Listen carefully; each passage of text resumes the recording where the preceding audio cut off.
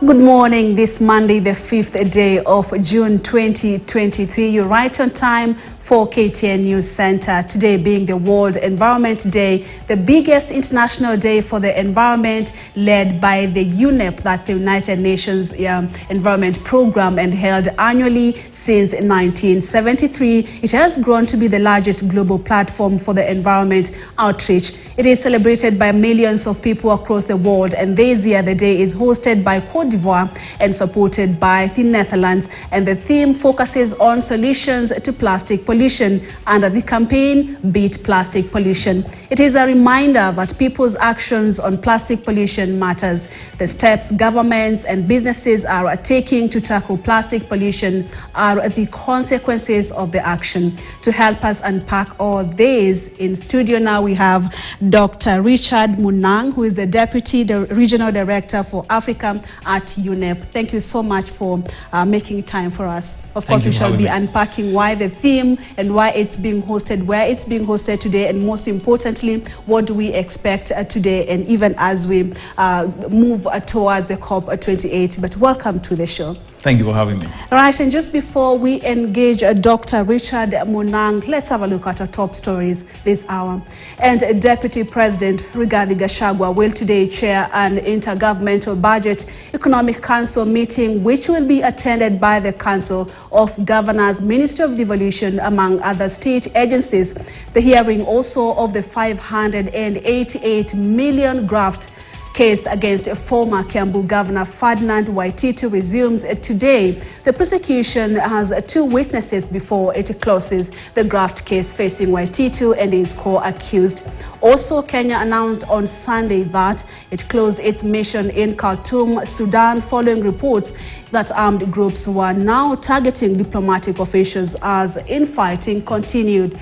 And exhumation of bodies from the vast Shakahola forest to resume today after the government took a break to process bodies exhumed in the last weeks. We also have a live report from the Western Kenya, where a reporter, Alan Ochanda, will be joining us live from the area of the accident that claimed lives of 4 people last night. This is once again KTN News Center.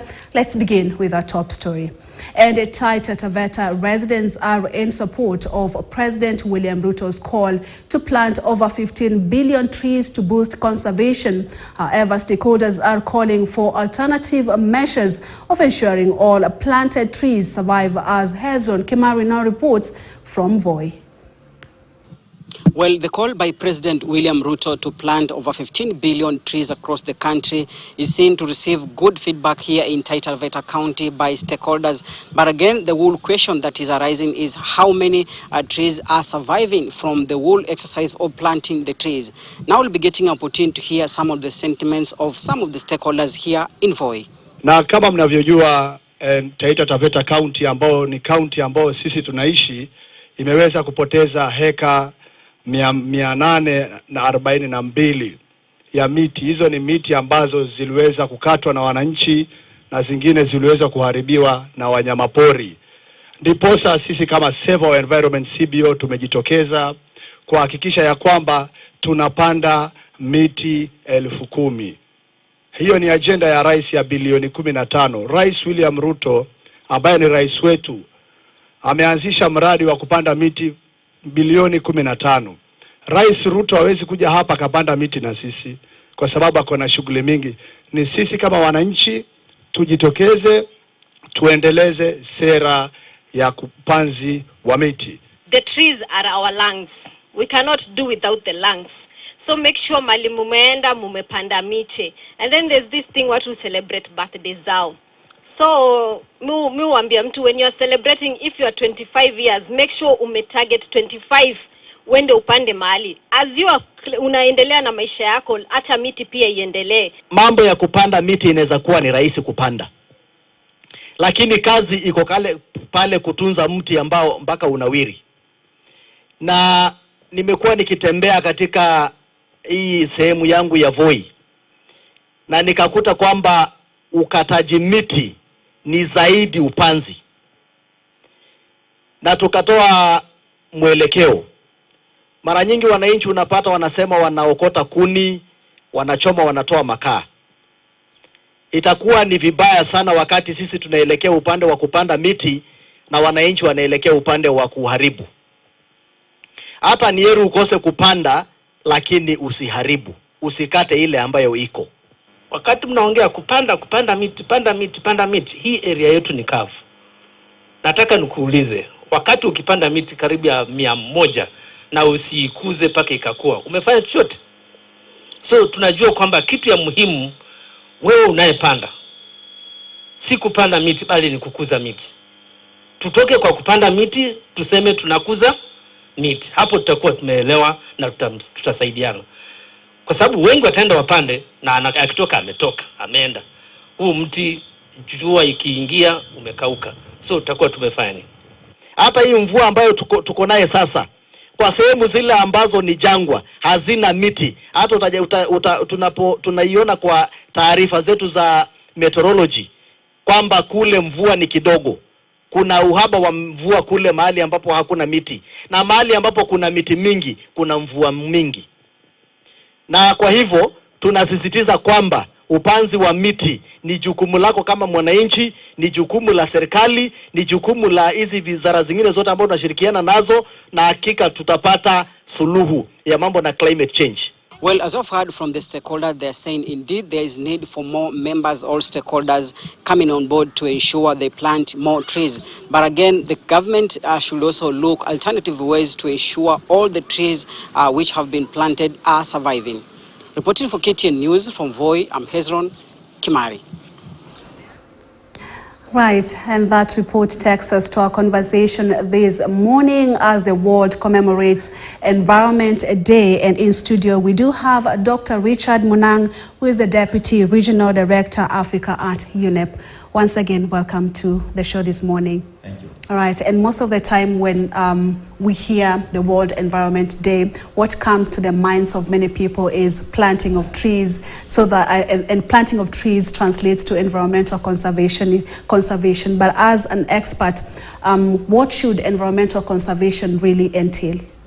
Yeah, thank you very much again for having me. And as you rightly said, today is 5th June, World Environment Day, and the theme is to beat plastic pollution. But on top of that, we have also what we call the triple planetary crises, which are the crisis of climate change, crisis of waste and pollution, and also crisis of biodiversity loss, which comes as a result of human activity on the environment that is actually taking us down this path of destruction. And therefore, conservation becomes very, very important, and planting of trees is one of them. Yeah. But the theme today of beating plastic pollution is coming because the world is actually under the weight of plastics. Yeah. As we're speaking, 430 million tons of plastic are actually getting into the environment every year. And out of these 430 million, 29 million of them are actually getting into ecosystem, into our rivers, into our lakes. And as a result of these, 10 million, between 8 to 10 million gets into our ocean. And that literally means one truck of plastics getting into the ocean every minute. Yeah. And as a result of this, we are having issues from both the economic side, the health side, and the environmental side. And that is why today it's about awareness, but at the same time, also the actions that individual citizens can take, corporations can take, and governments can take. And we've seen efforts by governments, including the government of Kenya. We do have a 15 billion initiative campaign for planting trees. And most of these campaigns really highlight and try to insinuate that when we plant trees, and that's the solution to the climate change and, let's say, environmental conservation. But how can plastic pollution frustrate the efforts to conserve the environment, irrespective of how many trees we've planted as a nation? Yeah. The reality is that when we put things in perspective, the impact of plastic on the environment is huge. Because first of all, when you look at fish, it is estimated that by 2050 we'll have more plastic in sea than fish by weight. Yeah. But at the same time, the statistics that we are seeing is that sea turtle, sea whales, all of them have plastic in them today, and that indirectly translates to humans when they consume this. and that is causing health effect, neuron disorder, infertility, and all other aspects. But more importantly, when it comes to biodiversity loss, which is actually very, very fundamental to the economies, if you take the blue economy, the African continent actually is worth $300 billion with potential to create over 49 million jobs. And when you break it down to Kenya here, the share of blue economy for Kenya is $4.4 billion with potential to create 52 million jobs each and every year. And therefore, the destruction of plastic pollution is economically and also environmentally impactful. But when it comes to planting of the 15 billion trees, that is very, very important, because first of all, it is not just responding to building climate resilience, but at the same time, it's creating jobs, especially for young people, especially when fruit trees are planted. And at the same time, the resilience in terms of erosion that is already happening as a result of human destruction, the cutting down of trees. But with plastics, what we need to do, and actually this day aims to do that, is what solutions can actually be put in place that addresses economic dimension as well as environmental and health. And developed countries have been accused of being, for example, the greatest emitters and polluters. And that's why during COP27, we had a resolution of having a funding to the loss and damage. But when it comes to plastic pollution, are the statistics the same? Are we seeing more pollution coming from the developed world, or this time round, when it's about plastic pollution, then even the developing world is contributing more? Africa contributes 6% to plastic production. That means that 94% is not from the continent today. But what we need to understand about plastic is that it's transboundary. The shores of Africa and Asia carries 90% of plastic in ocean. And this is not necessarily produced by the continent.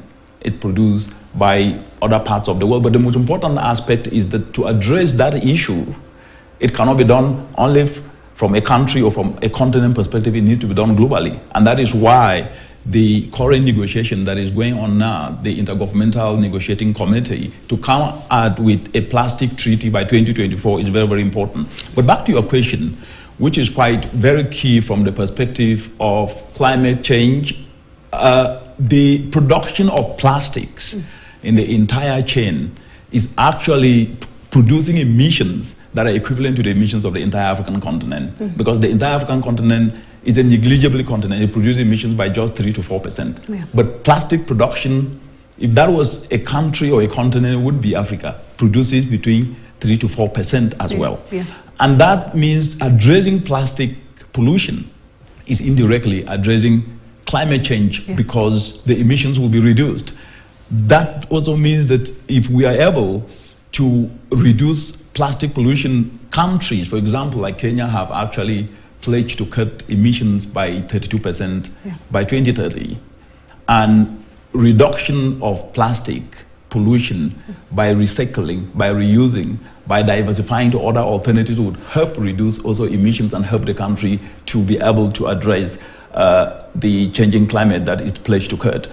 But when it comes to the funding, the treaty is going to address this. But more importantly, from the perspective of climate change, which you did ask, COP27 came out with the Loss and Damage Fund, which currently is being negotiated and will further be negotiated in COP28 in UAE, the United Arab Emirates. But the most important aspect is that from precedents, when these agreements to create funds are put in place, it usually takes between 5 to 7 years. But what matters is that there is going to be a loss and damage fund, which countries are negotiating on the modalities of how that is going to look like. And it's very clear, last year we had campaigns on reducing emissions, because the campaign was very clear that when these emissions are not reduced, then there's a lot of CO2 released, leading to global warming. Let's talk about the direct impact of plastic pollution, just the way we know that CO2 will lead to global warming and climate change and all that. So let's now talk about the impact of plastic pollution, either on global warming, on our not just environment, but as far as climate change is concerned, so that we understand the consequences that has.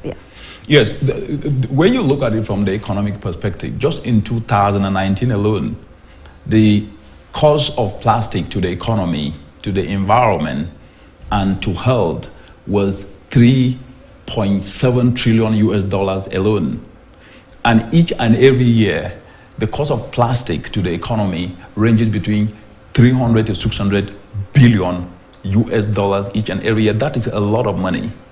And when you dovetail down to the continent, what we are talking here, we are talking at opportunities that have been lost, but also at the same time, when you look at health, plastic actually choke and block drainage systems, resulting to waterborne diseases, resulting to creating spaces for breeding of mosquitoes that cause malaria. But it's also been proven that plastic ending up in fish, in water, in what is called microplastics, because actually it takes 400 years for plastics to degenerate into microplastics, and that still ends up in the food chain, where what you eat, you still eat plastics that have detrimental impact on health.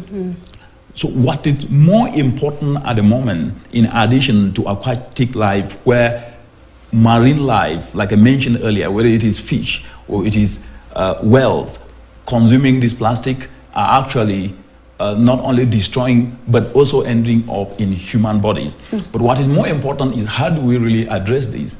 Which there are three dimensions, like I mentioned earlier.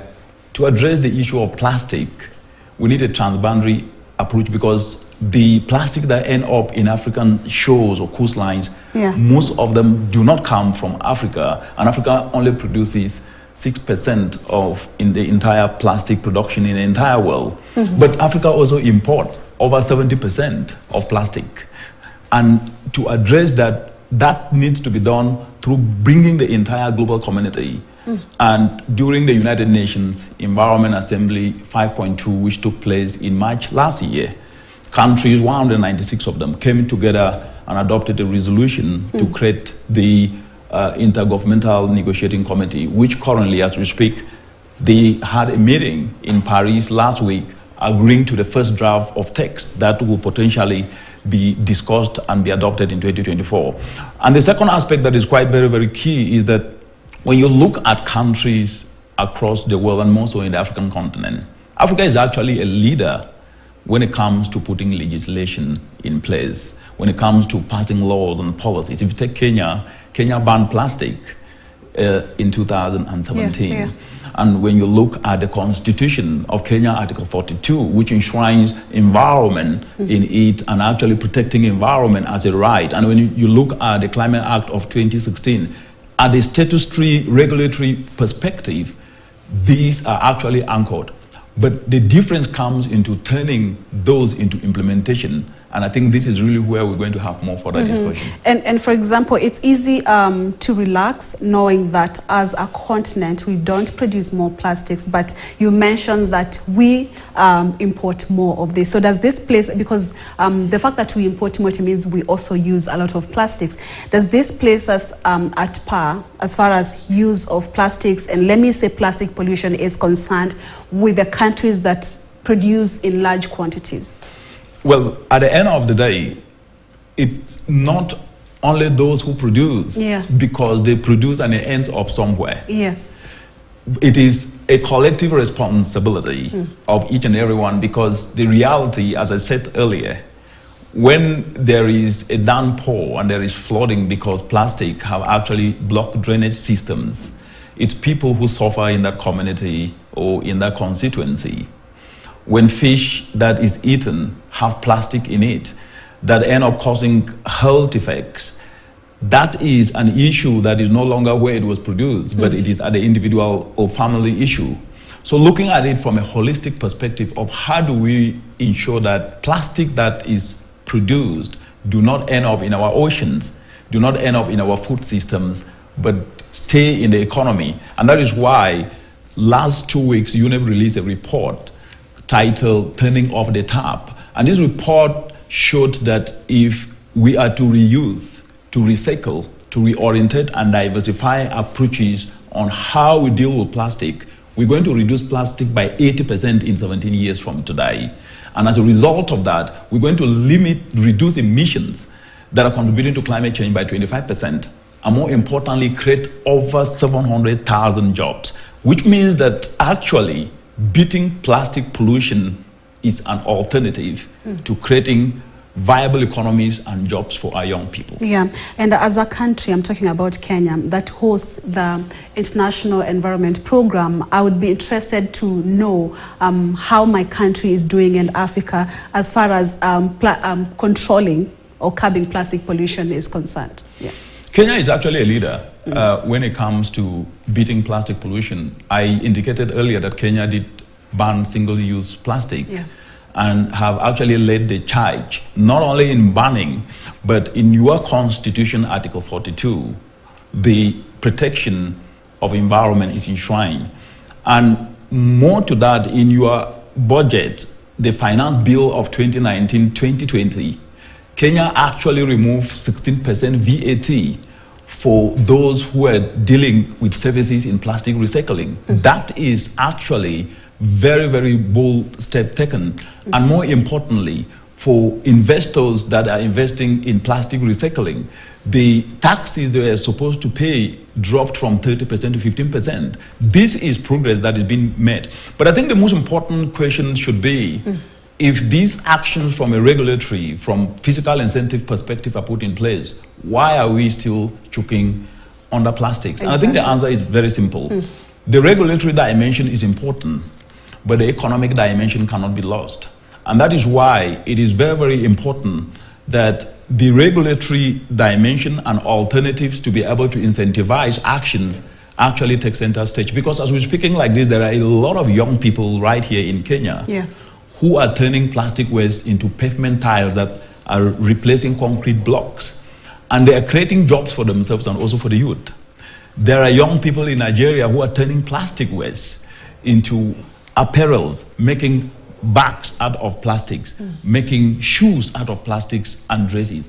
So what needs to be done is to piggyback on some of these successful stories and provide incentives to these young people in terms of financial incentives, as well as also integrating these solutions into school curriculum so that everybody become part and parcel of seeing plastic as wealth in disguise and knowing that this is where jobs can actually be created. Yeah, and let's talk about now actions that governments, apart from of course supporting the young people that are coming up with innovative ideas on how to utilize or use plastics in a better way that is environment friendly. What actions should governments then take, not just governments but also environment bodies like UNEP and other organizations so that this problem is addressed once and for all? UNEP produces the science, and the report that I did mention, Turning Off the Tap, that was released just 2 weeks ago, clearly stated what needs to be done from both a policy perspective, from both behavioral perspective, and what we could get as a global community if that is done.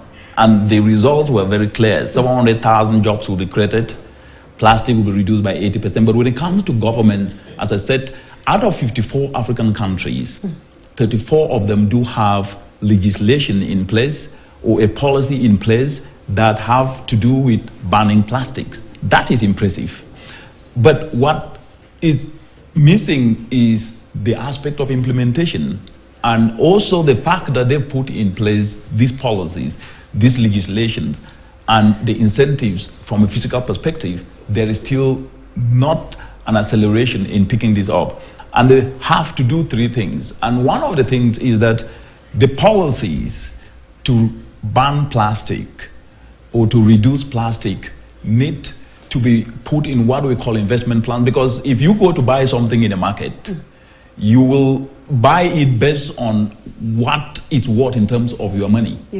And so when the plastic bans and policies are put in place, it is very, very important that there is an investment plan that shows that if you were to reuse plastic, this is what you can gain. If you are to recycle plastic, these are the opportunities of return on investment so that business people and investors can start to invest in it. If you were to reorientate and diversify to other alternatives, because there are young people in Kenya, in Lake Victoria, that are turning water hyacinth into alternative biodegradable bags. That's a business venture. what is the return on investment for more people to get into that? And that is really an important aspect that governments need to do. The second aspect is, when you look at the entire African continent today, the 80% of the continent is in the informal sector. Our young people, who constitute over 60% of the entire population, are in the informal sector. And at the same time, 54% of this informal sector are actually waste pickers, and most of them pick these plastics, and this is similar to what happens also in Kenya, here across the continent. But the most important aspect is that they do not have access to capital. And even when there is potential for them to have access to capital, most of them are not qualified, because Africa actually have the highest lending level of capital in the entire world. It's very expensive to lend out money. And therefore, what needs to be done is what is called developing a blended finance de-risking tool, which is very simple, that governments can start to use accessible structures like chamas, like cooperatives, like they call them in West Africa, or microfinance organizations, so that these young people who are already carrying out work in the plastic arena can be able to access this affordable finance. But that is not all. We need to also de-risk, not only in terms of money, but coming up with policies that actually integrate and make plastic pollution solutions part of the entire school curriculum. Not only in formal education, but even to polytechnics and TVETs, like they call them here, across the continent, so that young people are coming out knowing that plastic presents a business opportunity, and they can be able to create jobs within that. And I remember when Kenya was banning plastics, there was a lot of resistance because so many people were earning through even sale and use of plastics. We've also seen resistance from developed world when it comes to cutting on emissions, because a lot of jobs are at stake. So when we come back, we want to take a short break. We shall talk about resistance, if countries are really embracing this, and what challenges that UNEP is facing to ensure that cutting on plastic or beating plastic pollution as the campaign is achieved. We take a short breather right here at the KTN News Center. Remember, today is World Environment Day, and the campaign is on beating plastic pollution. In studio, we have Dr. Richard Munang, who is the Deputy Regional Director for Africa at the UNEP. We continue this conversation shortly. Don't go too far.